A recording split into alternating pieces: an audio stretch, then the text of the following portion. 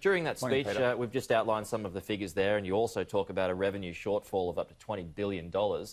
Is that as worse as it gets, or is there more bad news to come, even worse news to come? Well, Peter, I think it continues to move, and that's why we've delayed the budget until November, because I think it's still early days. But there's also some green shoots that we're starting to see. I think it's been very pleasing in our state and many jurisdictions around the country that we've been able to get on top of the health issues here in our state. We've almost tripled our ICU capacity.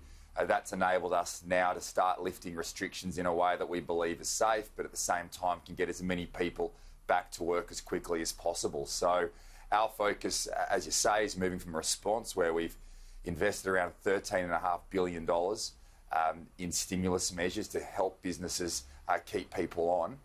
But we now move to the recovery phase. But we want to make sure that when we get to the end of September, when the JobKeeper program runs out, that we transition as many people from that program into paid wages. Well, I mean, that was my next question. When September ends, how are you feeling about that? How concerned are you? Well, I think that's going to be a very challenging time, and that's what we've been working towards. And early in our forecasting, we were working towards a 6-month shutdown. I think we're probably looking of that shutdown being reduced based on the restrictions that we have released. But that's always been a concern for me and a concern for our government, that particularly here in our state, where I believe we're more exposed than other states based on our economy. We're Australia's gateway to the world. We rely heavily on tourism, construction, education. So that's going to be a difficult time for us, and that's why in terms of the restrictions that we've been lifting, it's been a significant focus for me to make sure that that deadline, we've had as much of the New South Wales economy operating as it was pre-pandemic. I mean, surely you're not going to have much wriggle room if there is, a second wave, or even if the next summer bushfire season is as terrible as the last one that we've just had. I mean, there can't be much more there, can there? Well, we don't want to go backwards, Peter, and that's why I think the sacrifices people have made in terms of social distancing, keeping their workplaces safe. We've had great engagement with industries here in terms of setting up those plans, making sure that everybody is keeping a strong COVID-safe environment in those businesses. So we don't want to go backwards. As you say, it's been a difficult time here, particularly in our state, off the back of drought, bushfires and this pandemic. But it'll be a difficult 2 years, I think, on the fiscal side of things here for the budget. But we'll bounce back, and as soon as we can get people back into work as quickly as possible, that's our focus. All the measures that we've had have been enabling businesses to have cash flow. Yesterday, we announced another $3,000 business package for all businesses who've had a smaller downturn, but just to help them restart and get ahead. So that's what our focus is. We're putting the economy before the budget here, but whilst it's been a difficult time over the last 6 months, I think if we get past September, we'll be back on track. Well, I know you have been pushing for tax reform. You've been pushing for an increase in GST for a long while now, even before the coronavirus pandemic broke out. In today's AFR, there was a party room meeting yesterday involving Federal Treasurer Josh Frydenberg, and he's quoted as saying, "We're not going to nickel and dime with them. This goes on their tab when it comes to the state." So does it kind of feel like you're swimming upstream on this one? Oh, Peter, I've had very constructive discussions with the Federal Treasurer and will continue to do so. I mean, I think the reality is when the states go well, the nation goes well, and states rely on inefficient taxes, whether that's payroll tax and stamp duty. And he's right in a lot of ways, in the sense that we have an obligation ourselves to use our own balance sheets for reform. We accept that.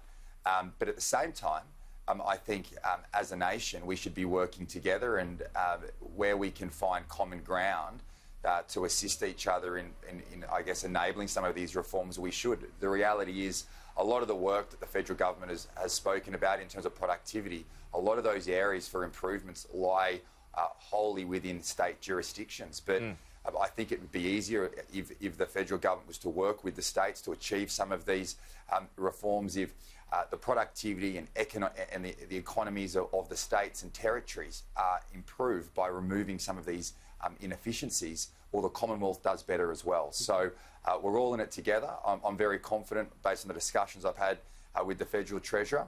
But, Peter, it's not just taxes, it's also the division of responsibilities. We have a situation here where The federal government's running childcare, the state's running preschools, the universities are generally in the area of the federal government. We're looking after skills.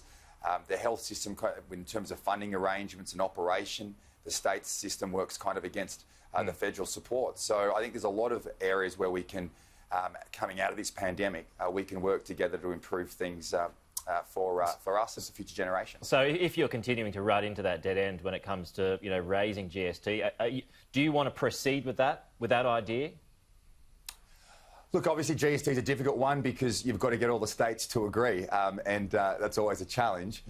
But my view in relation to the GST is that if we're going to be fair dinkum about having serious tax reform, then we shouldn't start with the premise of taking ideas or areas off the table. I think that's going to diminish the prospects of success for substantive reform. So I think we've got to be bold. I think we should be sitting down and looking at what are the areas where we can reach mutual agreement on. And I think you'll find Labor and Liberal states would agree on a range of things they may not have agreed on in the past. But it's not just setting aside our political differences. It's also working across the federal lines between the Commonwealth and the states to get a better outcome. And as I've said before, we don't have just an opportunity to reform here. We have an obligation, one in a 100-year obligation, I think, to set up our state and nation for success. And I'll just make that point again to the Commonwealth that if New South Wales and Victoria, if their economies are doing well, but by removing some of these inefficiencies, our country goes well off the back of it. Just finally, Treasurer, your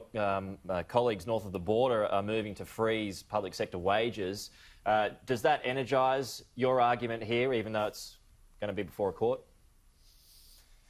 Yeah, I mean, look, that's a Labor government in Queensland heading into an election, and that demonstrates obviously the fiscal challenges we face. But as I've argued here in New South Wales, at a time when we have higher unemployment, people are taking pay cuts, the idea of giving people pay rises in this environment, I think, falls behind the idea of actually trying to get people back into work and providing them with a paycheck. And every dollar that we had, I'm not putting in a pay freeze here in New South Wales as a budget-saving measure. I'm doing it so we can invest those funds in stimulating economic growth right across our state. So that's our focus. It's obviously before the Industrial Relations Commission. I'll accept the decision that they come up with. But what we do want to see here is that every single dollar that we have in our state goes towards driving job creation so we can get people back into work as quickly as possible.